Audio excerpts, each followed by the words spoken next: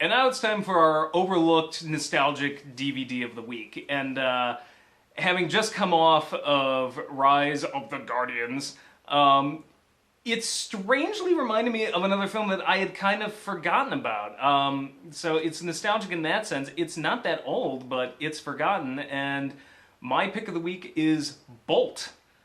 Well, obviously that would tie into Santa Claus and the Easter Bunny. And, absolutely. Absolutely. I would love to hear you explain that. I'm going to tell you why, wise ass. My ass is wise. Don't doubt the wiseness of my ass. It's the only part of you that is wise. You're a dick. At least I'm not an ass. Anyway, I'm sorry. It's okay. My dick is wise too. Review the movie, Dan. Are you finished? Yes. Okay. Similar setups with a main character who's trying to find his place in the world, but it came more from the animation. It was another film that was done in 3D at the time, and the action was very similar, and the animation in some senses is very similar. And what I mean by that is both these films knew how to capture motion. Which sounds silly, it's animation. How can you not know how to capture motion? It's really easy not to do. To actually animate a film and get a true sense of motion, you're flying through space, you're on a roller coaster ride, you're in a helicopter, is very difficult, and both these films really nailed it. But on top of that, the other thing I really like is it's a good story. And like Rise of the Guardians, it's good, not great.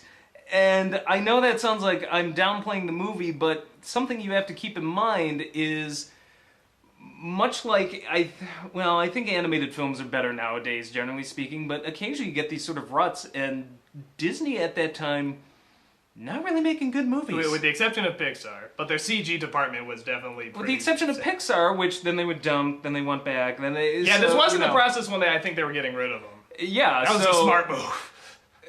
This was at a time when what was the one, like, Home on the Range? I mean, these were the sort of films that were coming out. And Meet the Robinsons. Exactly. This sort of film came out at a time when Disney was not making good movies, and it was a solidly good movie. It's not Toy Story 2 or 3, it's not a Miyazaki film, but the film stars John Travolta, of all people, as a dog, a trained dog, who basically is the co-star on a sort of teen kids spy show. A show that looks very similar to what Disney would air, actually. Actually, that was one of the brilliant things about the film is, you know, the people who made this movie had watched the Disney Channel and was like, you know, we should just totally kind of make fun of these things. So they created this character, Penny, and they created this show that she's in, and she forms a relationship, you know, with the stunt dog. The only issue is the stunt dog doesn't realize that he's in a TV show. He's taking all of this literally. So it has, much like Rise of the Guardians, borrowed elements. This has elements of, I would say, like the Three Amigos, where they're not quite aware initially, or Galaxy Quest, where you have this group of people who's not aware of the joke. So, long story short, the dog gets separated. And after that has to find his way back. Well, he keeps thinking he has to go save Penny, who is in no real danger because she's just a child actress and this is all imaginary. Along the way on this road trip movie, he hooks up with a cat that's been abandoned. And then, much like Rise of the Guardians, which is one of those stories about faith and having faith in people and faith in others, you know, it's about Bolt trying to teach the cat, you know, to have faith in people even though she was abandoned, and then... I love hearing you talk, Sissy. Bolt is trying to teach the cat about how there the cat are things happening in these movies. That's the problem. People think kids' films can't have anything real going on. That's bullshit. I agree. Bullshit. No, I totally agree. It's just funny to hear. No, I like movies like this because they're trying to tell a story. This isn't frickin' Baby Geniuses. These people put real work into this, and you shut up. I think it's a good movie. It just sounds funny hearing you talk so seriously about the cat looting of this.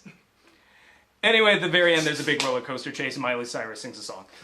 You know, when I saw the trailer, I got more excited when I saw the trailer because I did really like the concept for it. Actually, much like Rise of the Guardians, I thought it was going to suck from the trailer. They don't know how to market these films. I really liked the trailer, and actually, I think I got my hopes a little higher than what the film delivered, because what I found is that the film was very sweet, wasn't as funny as I thought, But here's the other thing. I think audiences are opening up to this too. That's not necessarily bad. A film I can don't be need very funny genuine if you give character. Yeah, and this had... That's and why a film like Wreck-It Ralph works. Wreck-It Ralph is actually not that funny of a movie when you get down to it. When you the get down, characters and the world. look at is just Aladdin and Shrek, and you got 1,000 jokes. But really, Wreck-It Ralph had more character than both those movies put together. So I think Travolta as the dog actually was a great choice, and he did sound very genuine. He was incredible. He was incredibly genuine.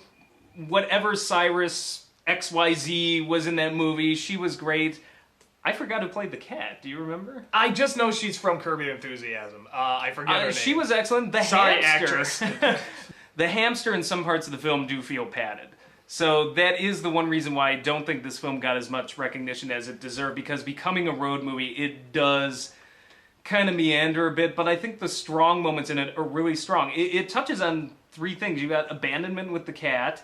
In the case of the dog, it brought up a very interesting thing, which is, I've always wondered if, like, stunt dogs and dogs in film are kind of messed up a bit, because they're always surrounded by 8 billion different people. Jump! Do this! And I wonder if the dog's kind of like, I think the saddest part to me in the whole movie is actually in the beginning when shooting is done, but the dog is still ready to pounce. Like, he just wants to make sure nothing has this girl, and he's just looking at the door. And even when she wants to play, he looks like he does want to play, but no, he has to protect, he has to protect. And I thought that was a very tragic, the sad, dog has a moment. complex. Yeah, the dog's always ready to act, and it's something that I think they touched upon in, which is another thing I like. All three of the characters had something to them, and that's something that, even though she was somewhat perfunctory to the story, she's only there beginning and end, there's something about the child actor's character, it was a similar deal. When you look at how that movie ends, it's a rejection of the Hollywood system, and that these people are just dancing monkeys here to perform. And that was the case with both her and the dog. Well, and then she kind of feels bad, you know, because this poor mutt's been abused. Yeah, it's a strangely dark film, if you really want to look at it that way. But, you know, it's got some great lines, too. I think my favorite is "'cause he takes everything so seriously." The cat, very much, it's lifting from Toy Story. You know, "You are a stunt dog, you know, what are you talking about?" And he's just like, you know, I have to save her. And the cat's just like, "You're out of your mind." He's just like, "Of course you would think that, because I'm a dog and you're a cat. You're all just degenerate creatures of darkness." I was like, that's a good way to describe cats. I love cats, but they can be evil little bastards. I thought that was a fantastic line, but it fits within this worldview, because I think there's like a Dr. Claw-like character with an evil cat. But no, and I think that the funniest scene on a personal level for me is the scene where Bolt hears the girl calling out, like, "Bolt, help! Bolt, help! Bolt, help!" again and again and again, and he runs in, and it turns out it's the editor editing the film together, just replaying the same scene. It is pretty fucking cruel the more I think about it, actually. No, it's but like just how obsessed he is and how worried he is and what they do to this character. Well, not only that, but anybody who has ever edited in their life, and you, like, I turned to you and I was like, this film nailed it.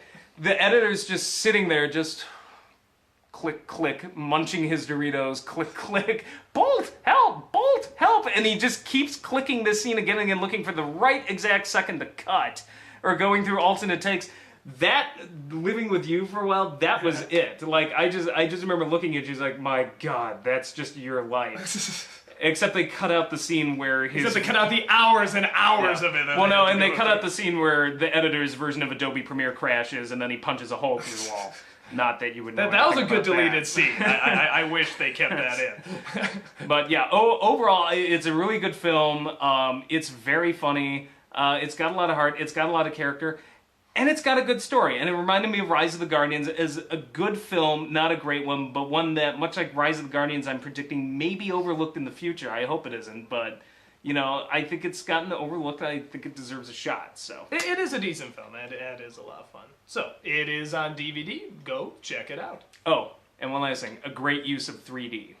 So, it was one of the first films I had seen in a while where I'm like, okay, the 3D here actually worked. So. Which you cannot enjoy now because there are no 3D glasses for it, so.